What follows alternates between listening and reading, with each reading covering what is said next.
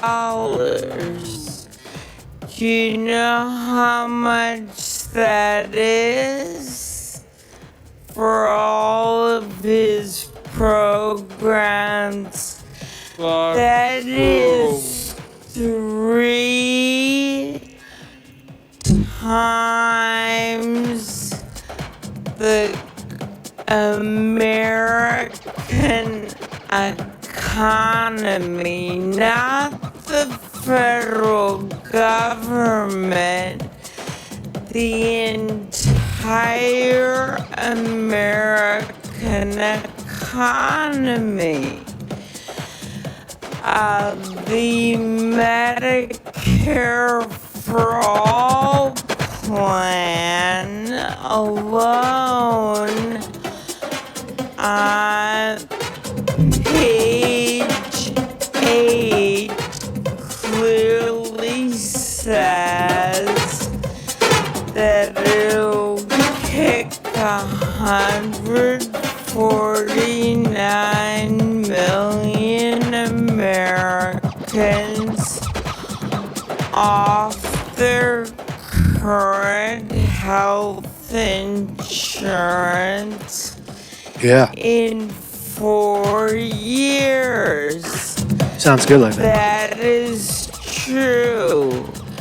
As one prominent Democrat once said, we should pay attention to where the voters of this country are, Bernie. That prominent Democrat was Barack Obama a few months ago. And I think that's what we should do. They are not with you on spending nearly $60 trillion. What I think we should do is make things more affordable, non-profit public option, make sure we're paying for long-term care better, take on the pharmaceuticals like you and I have done together, and do something for the people of America instead of a bunch of broken promises that sound good on bumper stickers. Mr. Steyer, Mr. Steyer, what's up in the house? First of all, I think she was talking about my plan, not yours. I think we were talking about math, and it doesn't take 2 hours to do the math, because let's talk about what it adds up. Let's talk about math. Okay, so here's the math. Here's the math. Doing nothing is what will happen. Senator Sanders, you're allowed to respond. I would like to Senator Sanders? It's my turn. Senator Sanders, you have been name checked. You are allowed to respond. Okay. What the Health and Human Services have said in analyzing this is what it sounded like. What recent Yale study has said is that your program What's up, Vinny? What's up, Vinny? $50 trillion over a 10-year period. We would continue to pay, in some cases, 10 times more for the same exact prescription drugs. What every study out there, conservative or progressive, says Medicare for all will save money. Ours will cost about $45 billion, not $60 trillion. I just love the way Amy Klobuchar's voice works. Mr. Steyer in on this conversation. Mr. Steyer, please. I was talking about all your programs. This conversation shows a huge risk for the Democratic Party. So we are looking looking at a party that has pilot. decided that we're either going to support someone who's a democratic socialist or somebody who has a long history of being. Let's wait for some people to get in the room. What's up, Vinny? What's up, Vinny? Private hobby detective. Let's go. JJ, don't be a dick. Cheek Beck, Bloomberger bought the audience. I know he did, man. That was crazy. I saw that shit. Let's just wait for some people to get here. Being a Republican. And let me say that I got into this race because I wanted to fight for economic justice, for racial justice, and to make sure we had climate justice for the community. There have been a lot of broken promises. Listen to Amy Klobuchar on slow. You gotta love it. What a discovery. Watch this. And I think having someone that keeps their promises and follows through and is gonna get things done for this people matters. And that's why Fucking crazy shit, man.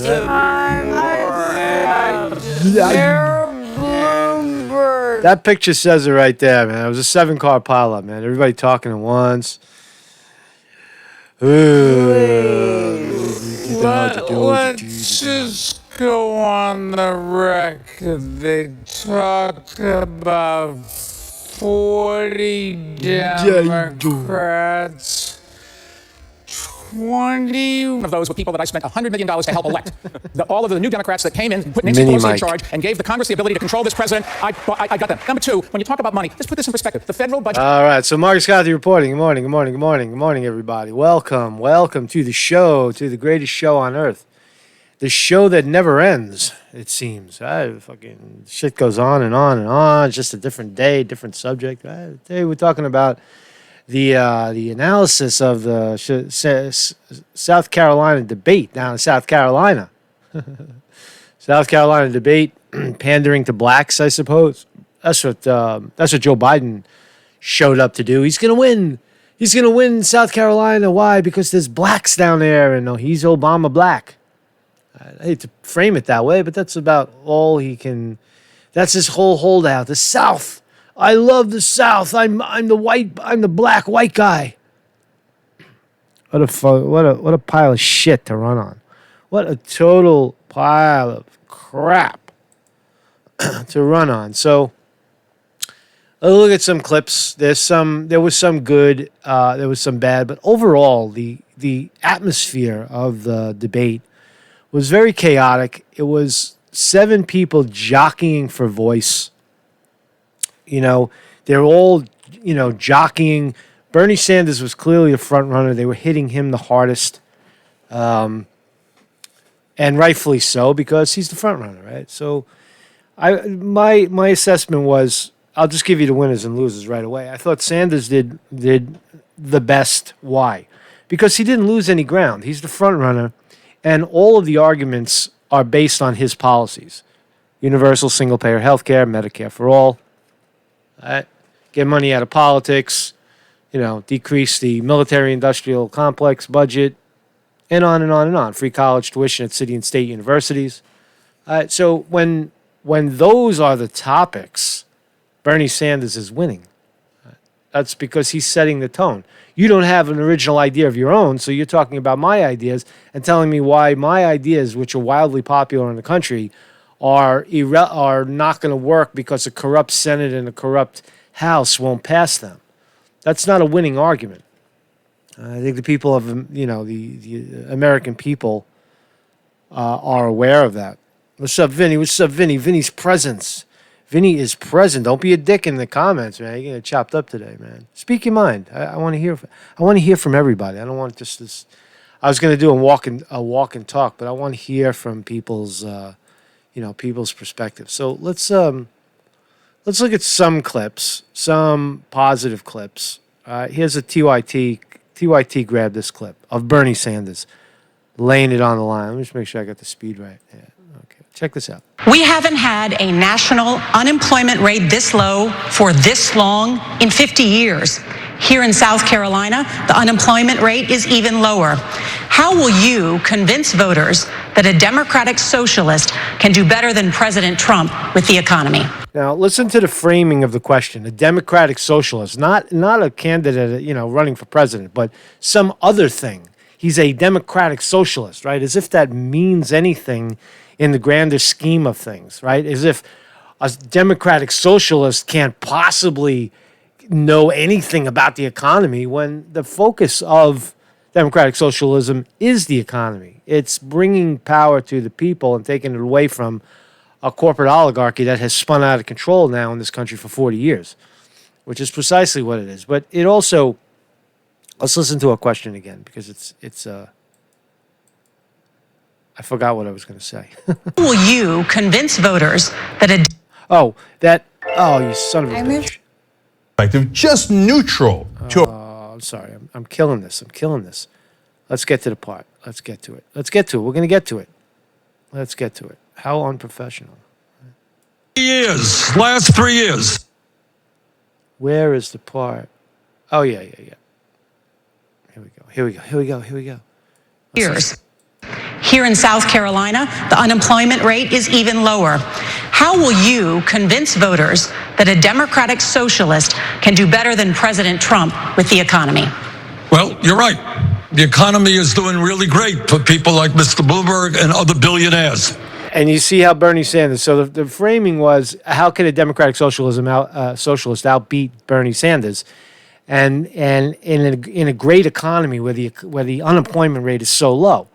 And you watch how Bernie Sanders just slides right over it because the number itself is fictitious. If you say that, then you're challenging a bunch of authorities that are supposed to have authority.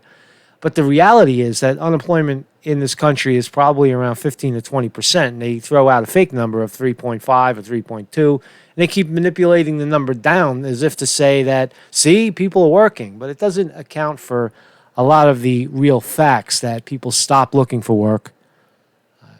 That's it. They get chopped off the rolls, and they're not detectable. That's the real economy. So listen to Bernie Sanders. Give it to her. In the last 3 years, billionaires in this country saw an $850 billion increase in their wealth. But you know what? For the ordinary American, things are not so good. Last year, real wage increases for the average worker were less than 1%. Half of our people are living paycheck to paycheck. 87 million Americans have no health insurance or are underinsured. 45 million people are struggling with student debt. 500,000 people tonight are sleeping out on the street, including 30,000 veterans. That is not an economy that's working for the American people. That's an economy working for the 1%. We're going to create an economy for all, not just wealthy campaign contributors. So there you go. Bernie Sanders lays it out. He lays it out. It's about the economy. That is the number one issue. We have Trump's economy where the billionaire class is pacified and taken care of. They got $1.5 trillion in tax breaks in money they don't pay anyway. Right? They get every benefit, every law that's been passed in Congress probably in the last 20 years has been corporate friendly, has been anti-union, anti-worker. And that's Bernie Sanders laying it out, in plain view. All right. So in the comments, why is nobody talking about eliminating corruption in politics? Well, you're just bombing into this channel. That's all we talk about is the corruption in politics. The corruption in politics is on display right here, where you have a corporate media attacking Bernie Sanders as if there's some substance to calling him a democratic socialist, as if it's some sort of severe smear, some kind of smear that has any lasting value at all. That is corruption. When the corporate media is on the take, that is the corruption we're talking about. Now you want to talk about the spooks, the deep state. Oh, the deep state. Oh my God, it's Comey and McCabe and Pete Strzok's and come on. Right? These are ancillary. They're sidebars. Those people, don't you get it? Those people are sidebars. The Hillary Clintons of the world, the deep state spooks, the Mike Pompeos and the Steve Mnuchins are sidebars to great leadership. Right? They're distractions. What I want to say is that if you have great leadership, you don't have those distractions. You clean house. The problem is that everybody thought, or at least half of you thought, that Trump was on the up and up and he was going to drain the swamp. But what he did was he just simply replaced the swamp with swamp-friendly creatures to him, which is the definition of corruption. So we are talking about corruption. We're talking about the elimination of Trump's corruption, right? Where, again, when you pacify the banks and you pacify the top corporations in this country, you are part of the problem. You're part of the corruption. Good morning, Sterling Price. Good morning. So stick around. Trump wins 2020. Yeah, okay. Trump wins 2020. How's it gonna go? That's how it's gonna go. All right, Rachel. Thank you for sharing. Good morning, everybody. Good morning. We're just getting started, man. We're just getting started. Welcome to the show. So anyway, that was a great explanation, I thought, by Bernie Sanders. That kind of set the mood. The whole night was smeared with just a lot of people talking over each other. Budget is $4.5 trillion a year. We get $3.5 trillion in revenue. We lose $1 trillion a year. That's why the federal budget deficit is right now. The debt is. I thought Bloomberg did much better. As a matter of fact, I thought Elizabeth Warren spent her whole night attacking Bloomberg. And the fact is, Bloomberg had an explanation for why the women, there's women out there that accused Bloomberg of some sort of verbal attack or verbal nonsense where he was cracking jokes, whatever, making fun of fat people. Who knows what the hell he was saying. And when confronted, Bloomberg just simply said it did not happen. So Elizabeth Warren successfully gave Bloomberg a platform to say, everything that you're saying about me is a lie, and we could back it up with the evidence that I never said those things. So in that respect, Bloomberg wins. Bloomberg goes up a notch. Thank you very much, Elizabeth Warren. for bumping Bloomberg up because you've got nothing to talk about. You're down. You're polling in single digits. You're getting elected in single digits. You can't even get 8% of the vote. Drop out. All right.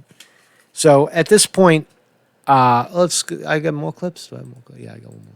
Oh, this is good. I tend to hate this guy, Mark Dice. I don't Mark Dice. I'm a fucking Republican. I'm conservative. And fucking this guy's a fucking clown. But here he makes a good point. Listen. Tuesday's Democratic debate was a big letdown, especially after last week's excitement, so most viewers tuned in hoping to see round 2 of Michael Bloomberg versus everybody else, but instead it was almost impossible to understand what anybody was saying because none of them would shut up. Let's talk about it. Can I say something? Look, first of all, Let me go. Tom, I think she was talking about my plan, not yours. I think we were talking about math, and it doesn't take 2 hours to do the math. Because let's talk about what it adds up to. Well, let's talk about math indeed. Okay, so here's the math. No, here's the math. Excuse me, can I respond to doing nothing is what will happen. Senator Sanders, you were allowed a quick response, and then we would like to allow the other candidates. Moderator, guys. Sanders. And it was out of control. And as a viewer, you can't hear when people are talking. You just can't. Yeah, I think it was a difficult and chaotic and frustrating debate, which is about where we are in terms of the Democratic primary process to begin with. So if you're coming in, it was a decent entry point to the way the contest is going at this point. Wow. All right, so that was good. That was some good commentary at the end there too. It was a train wreck. It was a 7-car pileup, and it was, I've always said it's by design. Why are you putting 7 shit sandwiches? Why are you lowering the criteria for some billionaire guy who just bought his way into the election? Bloomberg. Even Steyer buying his way in. I mean, look, it's America, right? It's a capitalist system. Look, if you keep dropping the rules, you know what the DNC just did? It occurred to me what the DNC just did. By the DNC lowering the criteria to get on the debate stage, by not needing individual donors, they are successfully inviting other billionaires. What about the Koch brother guy that's still alive? What's stopping him from taking some of his $50 billion that he has and shaving off $2 billion and running for president? And he doesn't have to go to a single city. All he's going to do is flood the media with bullshit ads like Bloomberg is doing. Bloomberg doesn't even get out of his chair. He's got everybody running around doing all the shit for him. What's stopping other guys like, Warren Buffett, for example, or Bill Gates or Jeff Bezos from running? Why don't we just fill the stage up? Because now the rules allow that sort of thing to happen. So you completely drown out the voice of the people because you don't need the people to run for president. All you need is a couple of $1 billion in your pocket, which there's a handful of people who have it. And because they're power mongers, they would be able to, would like to run for president and win. So that rule change of allowing a guy like Bloomberg on the stage opens the door up to that. And it makes the point that the Democratic Party is the party of the corporations. It is the party of the billionaires. It is the party of the neoliberal, I hate that word, neoliberal elites. The elites are now able to buy an election, and they're putting their money. Bloomberg has set the trend for that. This is a dangerous precedent. Right? I also think that the chatter, when you see the talking heads on TV, the chatter back and forth is interesting because, again, it was something that was created. The having too many contestants on the stage was by design. The more people on stage by design, the less each one has the chance to speak. Each one has the chance to make their point. And you have people like who have absolutely no chance of winning at this point. Amy Klobuchar, Tom Steyer, right? At this point, you got to put Biden in that category. Of no chance. I mean, Biden, he looked childish. He lacked any substance. He's just a cheerleader for Obama. Pandering to blacks in South Carolina is not gonna win big. Buttigieg, I thought he was just rude. He was going for broke.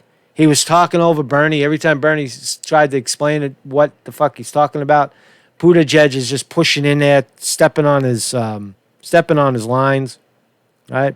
Warren, nothing but nothing of substance, all attacks.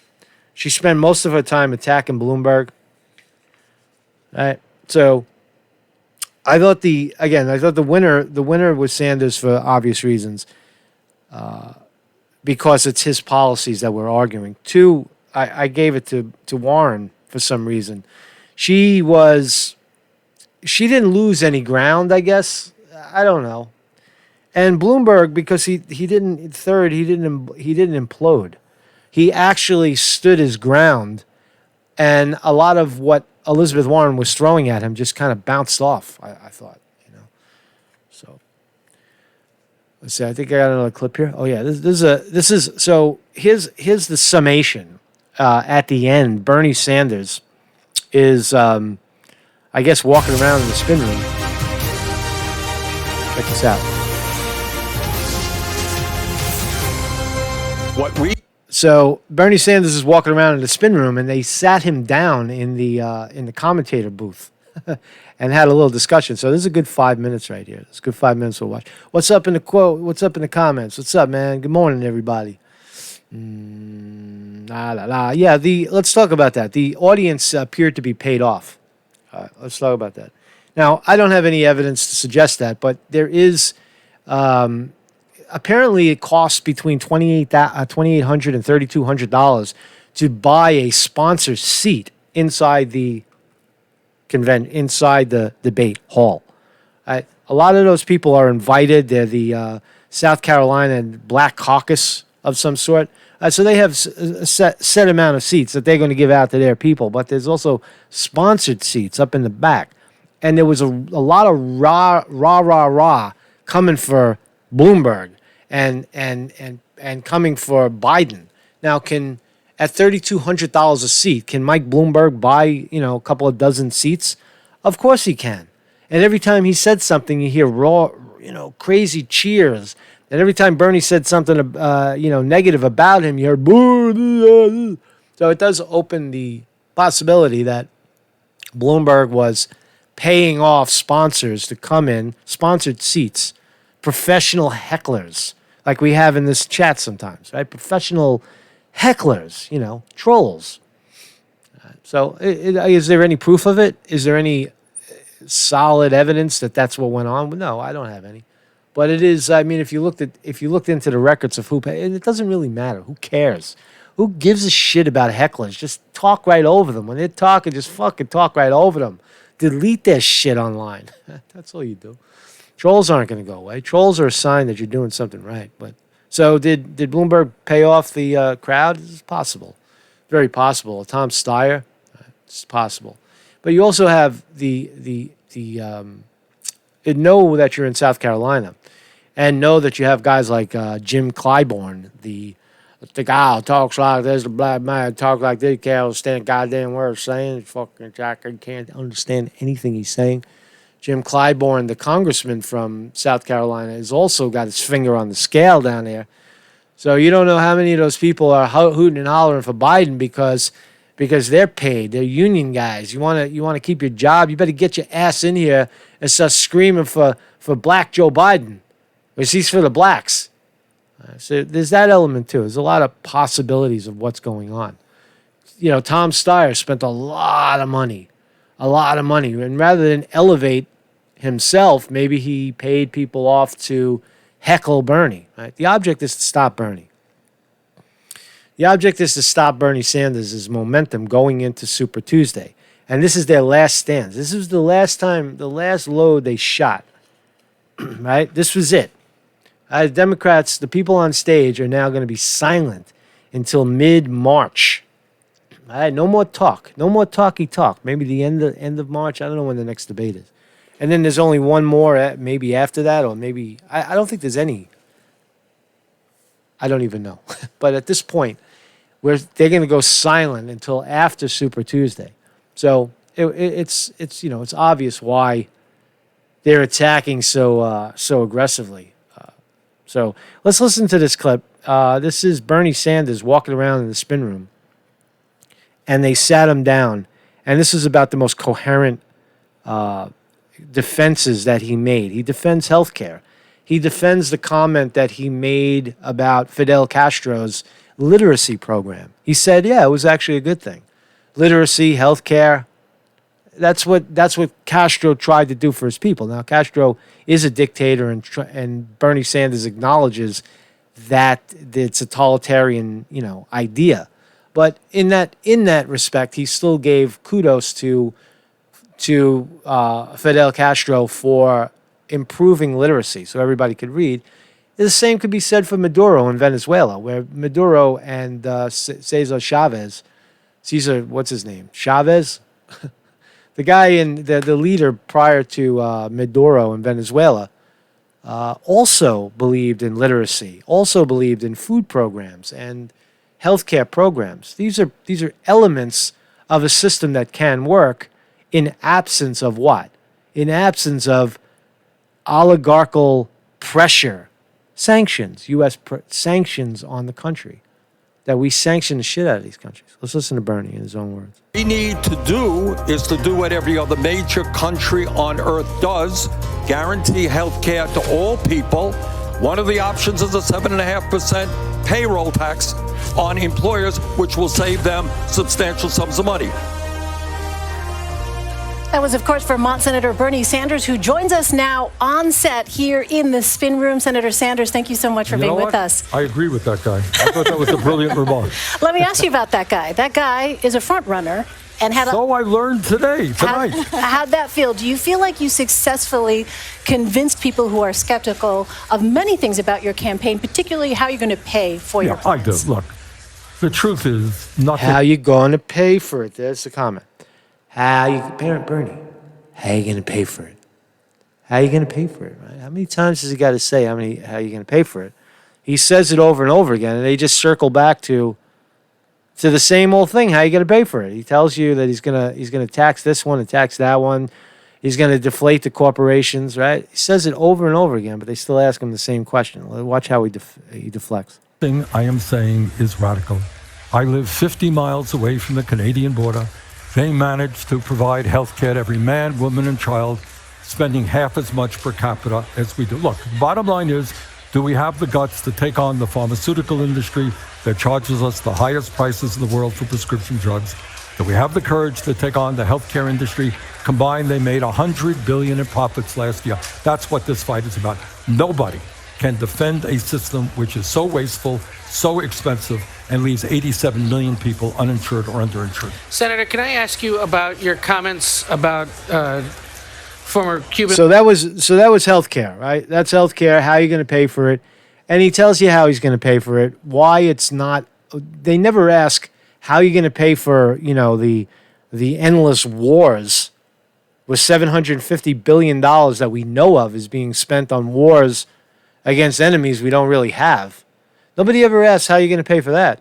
They never asked how, right? $750 billion, and allegedly the Pentagon has a blank check, kind of black hole. They can get as much money. They can print as much money they want in the name of national defense or national security.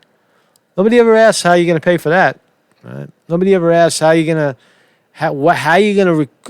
recover the $1.5 trillion in taxes that was supposed to hit the real economy and hit the books that the corporations didn't pay. Nobody ever asked how you're going to make up that money, that tax break that you gave to the corporations. How come they don't ask that? Because they are the corporations. They are the establishment. The establishment gets $1.5 trillion in tax breaks. So you think they're going to ask, how are you going to make up the money you just, gave us? How are you going to make up the money that we just saved and put in our pocket and didn't pay? How are you going to make that up? They don't ask that question. They ask, how are you going to pay for health care? And we tell you that we're going to cut the insurance companies out of the goddamn equation. He says now he gets attacked on his Cuba comment. Listen. Former Cuban leader Fidel Castro. You got a chance to discuss this about your comments about... I'm sorry. So expensive and leaves 87 million people uninsured or underinsured. Senator, can I ask you about your comments about former Cuban leader Fidel Castro. You got a chance to discuss the substance of it in the debate. Let me ask about the raw politics. You know that there are at least 2 South Florida Democratic congresswomen who have expressed grave concern with what you said and are concerned that even they, other Democrats across the state of Florida, could suffer if they have to share a ticket with someone who is sympathetic to at least some of the Castro legacy. What would you say to them? 2 responses. Number 1, truth is truth. Wow. Wow. Bernie Sanders just said truth is truth. See, that's the difference. That right there, my friends, is the difference. Bernie Sanders, when asked about, let's talk about the commentator says, let's talk about the raw politics of the issue of what you said as it pertains to Florida. You've got 2 congresspeople down there that are going to get booted because you got a anti-Castro, anti-Cuba establishment population that just hate Castro. They think, they're very, very animate about no support whatsoever to Castro. And Bernie Sanders just said simply, he's saying, I don't do politics. That's what he's saying. The truth is the truth. All right, now listen to how he justifies what he said. All right, the question is framed, what about the raw politics? Are these 2 people down there going to have a problem getting reelected on a ticket with you at the top of the ticket? And the answer is yes. And the reality is, who gives a shit? All right? Because truth is truth. If you're being honest to your constituents, and, for example, Fidel Castro said some good things about literacy, some good things about healthcare, to acknowledge that is not supporting an assessment of what's going on, surveying what they could be doing, some of what they could be doing right and what they are not doing wrong. So they are. So let's listen to Bernie Sanders. If somebody in Saudi Arabia or any country in the world teaches illiterate people to read, you can tell me that's a bad thing? It is not. Barack Obama made the point that Cuba had made good progress in healthcare and education. Cuba is an authoritarian country. I have decried and condemned authoritarianism, whether it's on the left or the right, all over the world. Second point is the way we are going to win in Florida and in every other state in this country. And the reason I think I am ahead of Trump in the last 47 out of 50 national polls, ahead of them in Wisconsin, Pennsylvania, and Michigan, is to have the largest voter turnout in the history of this country. And the only way you do it is by talking to the issues that the political establishment has long ignored. Truth is, we have massive income and wealth inequality. Truth is that working people have not seen a real wage increase in 45 years. We have today go ahead. But on this issue of So Bernie Sanders is now the leader of the truth community. Quote, Bernie Sanders, quote, truth is truth. Truth is truth. Period. All right. Bernie Sanders told the truth about the issue in Cuba. He goes on to say it now. Watch. The potential political peril you and Democrats could suffer in Florida. Congresswoman Donna Shalala said, come on down to Miami and meet with the people who have been affected by his regime. Would you be willing to do that and hear them out? I go all over the country, of course. Cuba is a dictatorship. I've said that 8 million times. But that does not mean to say, as Obama pointed out, that even under a dictatorship, you could teach people to read and to write, that you could provide health care to all people. So I think what happened, I find it very interesting that I saw what Barack Obama had to say when he was talking to Cubans, and he made the right point. He says, your economy is terrible. You're living in poverty. You've done some good things in healthcare and education. I agree with that. Obama said it, no problem. I said it, oh my God, the world is falling apart. But you know, see, now Bernie Sanders growing some balls. Obama said it, everything is fantastic. Obama said the same thing, that Cuba had there was some positive things about the literacy, that they got everybody to read and write, and taking care of everybody in healthcare. Although it's, subpar treatment, subpar, healthcare, they're still able to do it. That's the point, right? But Obama says it's okay. But when Bernie Sanders says it, because it's democratic socialism, then it's communism, then it's authoritarian communism in the most extreme case. He's a Russian asset. See, he said he supports. So now he supports Fidel Castro and his brother, the crazy authoritarians. That's what you're going to hear. So now when you hear that Bernie supports Castro's authoritarian regime, now you know the facts. That Bernie Sanders simply made a comment taken out of context, something that he was just echoing what Obama said about Castro's comment, Castro's effect on literacy in Cuba, which was a good thing. Could we argue? Could you argue that literacy, but that Castro's efforts to make people literate in the country was a bad thing? Could you make a case that was a bad thing? No, it was a good thing for the people. Right? If you're for the people, it was a good thing for the people. Could you make an argument that he tried to give health care to all, and probably would have succeeded if the Americans didn't sanction the country? Don't underestimate sanctions. And everybody says, "Oh, you're just defending you're defending these South American countries like Venezuela," but these are countries, for example, certainly in Venezuela, where Venezuela is an oil-rich nation, and the United States has their boot right on Venezuela's throat, trying to paint Maduro as a dictator.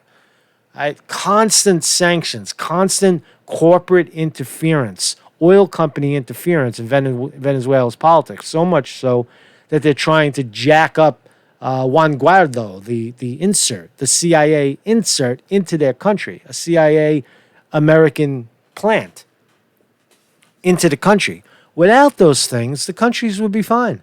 Cuba would be fine. Cuba wouldn't have to side with Russia, and let Russia set up bombs pointing, nuclear weapons pointing at the United States, as they did in the 60s, because the United States was stepping on their throat, thinking that, oh, look, Cuba is now communist. Oh, my God. What does that mean? They don't even fucking know what it means. China, right? Dictatorship, whatever the fuck they want to do in their own country. Who cares? Sanction them. You can still trade with them. Do what you got to do. Just like in North Korea, same thing. But in Venezuela, it's on steroids because of the fact that they have a lot of oil under their feet, and if distributed correctly, it could lift the country out of poverty. But again, there's the oil lobby. That's why you want a Green New Deal. That's why you want our country, to go in the direction of not needing fossil fuels and not trying to steal the resources of other nations. If you can do that, then you're moving in the right direction. Right? If you don't need the oil, we have enough oil. Why are we fucking around with Venezuela? Why are we down in Venezuela squeezing Maduro's balls until he resigns, and propping up Juan Guaido, some tool that 80% of the country doesn't even know? Right? It's crazy, right? So I'm sorry, I rambled. Democratic socialist, that was a socialist regime. You can understand. No. Obama said it, no problem. I said it. Listen to it one more time. So the reporter, the paid hack, comes at Bernie one more time on the communist shit. Watch. Oh my God, the world is falling apart. But you're a democratic socialist. That was a socialist regime. You can understand why there's misperceptions. You're a democratic socialist. That was a socialist regime. Why not say you're a Democrat? Why? Right? A democratic socialist. Bernie Sanders has defined democratic socialism so many times. FDR, New Deal. That's all it is. It's providing a new economic reset, resetting the economy so that the billionaire class gets deflated a little bit and half the country living in abject poverty goes up a little bit. Is that a terrible thing? How fucking ridiculous is that to say that I'm happy about more than half the country living in abject poverty, living paycheck to paycheck? What kind of person, what kind of human being are you to say that? You're a democratic socialist. That was a socialist regime. You can understand why there's misperceptions. No. There's at least misperceptions. Those are political attacks. It's not misperceptions. The views that I believe in, when it's health care for all, having a tax structure that is, look, we have an insane situation where Amazon owned by the wealthiest guy in America last year after making $11 billion in profit, didn't pay a nickel in taxes. Think that makes sense? Do you think it makes sense that we give tax breaks to billionaires and you have 500,000 people sleeping out on the street? They got 45 million people in student debt. We have to change the priorities. The only way we change priorities is taking on the economic and political special interests in this country. That's what my campaign is about. Senator, there's been so much of the discussion focused on how you would pay for Medicare for all, but how would you actually pass it? If you look at the dissent coming from your rivals on the stage, there is not a lot of support from them for it. And also, if you look at the criticism you've received for not being able to pass much legislation in Congress, well, that's how do you actually do it? How much time do you have? Yeah, I passed the most significant veterans legislation in modern history. We brought $11 billion more into primary care. 9 million people now have access to health care, previously not. Passed the first time the War Powers Act to get us out of the war in Yemen. So I reject categorically that we don't have a strong record. I didn't like that answer. I really didn't like his answer that how are you going to get around a corrupt Senate and a corrupt Congress? And the answer is that they're corrupt and we're gonna run against them. Which is basically what Bernie Sanders is saying behind the scenes. He's saying that he said it publicly a few times, but he's saying basically that we will go to the areas where senators and congresspeople do not support Medicare for all, and we will run against you. We will put up a candidate and run against you and run you out of office. That's what terrifies the establishment. Bernie Sanders is on the record saying that. All right, so that's how you do it. You have people like Amy Klobuchar saying that there's no way Medicare for all could work. It's wildly unpopular in Congress. It'll never pass. Great. Thank you for going on the record saying it. Now they'll put up a candidate right next to her, a Democratic candidate, and challenge her in the primary and drive her out of office. That's the strategy. You got to also put it in a perspective that if Sanders gets the nomination in July, August, September, October, November, there's 5 solid months, 4.5 months of campaigning. And what you'll see is the rise of other progressive candidates. If he gets the nod, the nod earlier, and it looks like he's going to win earlier, as early as late March or April, if he clinches the nomination, and there's no doubt that the Democrats are going to throw it to him, and then it'll start earlier, and you'll have momentum to either get the current Democrats, right, the Senate and the House Democrats, to either change their ideas, change their mind, change their view on universal single-payer health care, or lose the election. 70% of the people in the country want Medicare for all, more in terms of Democrats. Right? When it's presented properly that you will be covered, everybody will be covered, and we'll be paying half the price because we're going to eliminate the insurance companies, and we're going to actually compete for price with the pharmaceutical companies so people don't pay 10 times the amount.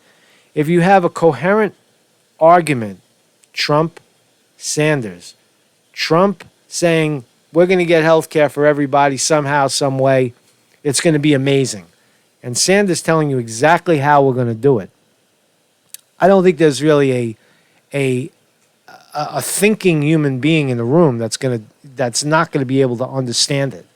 It's just that it's so chaotic because you have a debate with 7 people screaming at each other, a car wreck, trip pile up, that you don't get those facts, right? You have a corrupt media that's constantly jading, just attacking, political attacks, as Sanders says. Those are political attacks. They're not truth. Truth is truth. So that's my take on the shit, right? So what's going on in the chat, man? Thank you very much for participating. Thank you very much. I'm probably not so much LARPing. Coronavirus is no joke. Yeah, coronavirus, what does that have to do with anything that we're talking about? That's now becoming a distraction. If coronavirus, 95% of the people that get coronavirus are going to live, you're going to suffer, no doubt. You suffer. You can't breathe. Your lungs fill up with water. I get it.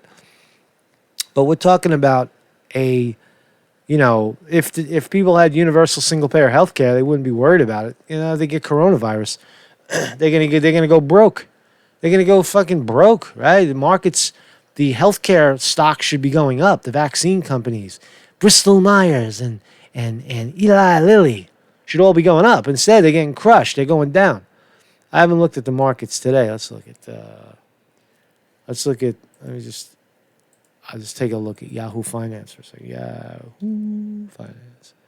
Yahoo Finance. And here we go. Oh, so the market's bound. It's rebounding a little bit. That's up and down. Doesn't matter. Dow is up 240 at in the first 30 minutes of trading. Let's look at the chart. So that was the big dip. That was the big dipper. Down 1,000 points. No big deal. It'll bounce up a little bit. Now, will it continue? Things don't go straight down. Stocks rarely go straight down. But you do see, this is my trend line. I set this about 6 months ago. I set this when I set this chart up right at this dip because I thought that this was the one that was going to break the trend line. See this spot right here? You see this dip right here? It almost broke the trend line. Not really, but it was on its way to breaking the trend line. And I thought that was the end and that we would end up over here at about 1,800. Instead, what it did is it rallied. It bounced back up. And now we're starting to see a breakdown, right? Wall Street tends to if they're going to short, they want to get the highest position to short, to sell. So then when it comes back down here, they can buy it back. Why are they fearful? Because Bernie Sanders is winning. Bernie Sanders is likely to be the Democratic nominee of the people. He won in Iowa. He won in New Hampshire. He blew them out in Nevada. He now has momentum to win in South Carolina, which we're going to find out on Saturday, right? And even if he comes in even, if Biden has a good night, it doesn't really matter. Super Tuesday, Bernie Sanders is way ahead in all of the states that matter. California, big. Texas, big. Virginia, very possible he'll win there. North Carolina. So Massachusetts, Vermont. And then we move on, right? And, the Rust Belt, that's the shit right there. Can Bernie Sanders win in the Rust Belt? Can he take back Wisconsin, Michigan, Ohio, Pennsylvania? You're damn fucking right he can. You're damn right he can. So... And if he does it, my 401k plan. Let's talk about that. My 401k plan. Conte, I've invested all my time and money in the 401k plan. Great. Take your money out right now. The market's very high. That's how it works. The stock market is gambling. It's a Ponzi scheme. Get out now. Like you're way at the top. What are you waiting for? Get out before it crashes. All right? Do it. Get out. If you're in stocks, get out. Go short at this point. Go short, sell, and then buy it back when it gets cheaper, right? Those are some of your ideas. Is it going to keep going up until it explodes? No. Eventually, everything comes down. You remember here was the all the way back here in 2007. That was the height of the Bush bubble. And then it crashed when Obama got elected because they thought Obama was the socialist. And then Obama started to play ball, and it ran, and eventually it exceeded. It did an eight-year creep up, then leveled off when Trump got in, or when it was clear that Obama era was done. And then since Trump is in, it's been up almost 10,000 points. Right? How has it helped you? Has it made your life better? It hasn't made my life better. I don't have any stocks anymore. I got blown out in 2007, 8, 9, 10, day trading, got killed. So I'm out of the market. Is there a lot of people in the market? No. 70-80% of the people don't have any stocks. Half the country doesn't have money in their pocket for an emergency, let alone a stock portfolio. So how is this helping the real economy? It's not. It's not a reflection of the real economy. And again, why is Bernie Sanders a threat to this world of making fake money? It's because of the insurance companies. Companies like Aetna, companies like Cigna, and all these fucking super powerful insurance companies with giant buildings in Manhattan are going to go out of business. Right? Maybe you can, maybe you could house the homeless in the MetLife building. MetLife, right? What the fuck are you selling in there? You're selling in, I don't know. MetLife, I think is death insurance, right? Isn't it life insurance and death insurance? But certainly the healthcare industry is gonna get crushed, right? So suck it up. Suck it up. Either get out of stocks now, because the economy is going to boom from the bottom up. You're going to get this resurgence of small business once again. For example, like the marijuana industry, that could clearly become a booming industry. What about the entertainment industry again, like the arts? We don't even have it anymore. Everything is corporatized. What about instead of having to go to the supermarket, why not have grocery stores on the corner again where people could actually make money, again, rather than being slaves to the corporations? Deflate those corporations. That's what we're talking about, right? So anyway, Mark Conte reporting. Thank you very much for watching. I think I've extended my, overspent my stay here a little bit. What's going on in the comments? Come on. And you are absolutely on. I am on. I'm always on. All of us lose out. Steve. Steve will never see. He will never. This Steve guy. Thank you, Steve, for sharing. But you'll never see it. You don't want to see it. You can't see it. You guys are talking about the coronavirus. Yeah, some of them. Somebody's going to make a vaccine. I heard they killed 1,000 monkeys already trying to find the vaccines. Fucking sad. Just injecting monkeys with coronavirus and then trying to see if they could save them before they die. That's not very nice. That's not very nice. Did you see all the video of Buttigieg getting booed? No, I didn't see it. But it's likely that audience in the debate was rigged. Probably against Sanders. Certainly it seemed very pro Bloomberg, like he paid a couple of dollars. It seemed pro Biden. All right. So what? So what? Big deal. Whoop the ass do. Let's whoop the ass do. So Mark's Conte reporting. Take you guys out, man. Take you guys out. Maybe we'll come back in later, see what else is going on in the world. Going on in this big bad world, man. So I'm happy. I'm happy with that debate performance. I think Bernie Sanders didn't lose. It was his to lose. He didn't lose any ground. It was just a clusterfuck. And that, I think people may have stopped listening already, right? Did anybody go up a notch because of that debate? Yeah, maybe Bloomberg, but that doesn't help. That doesn't help Biden. That doesn't help Buttigieg. That doesn't help Klobuchar or any of those people. They all go down a notch. And if it's Bernie Sanders versus Bloomberg, Bernie Sanders has the ground game. Bernie Sanders has millions of, tens of thousands of, rampant, almost cult-like following propping him up. So that's no competition right there. There's no competition. It's no competition. It's no competition. Come.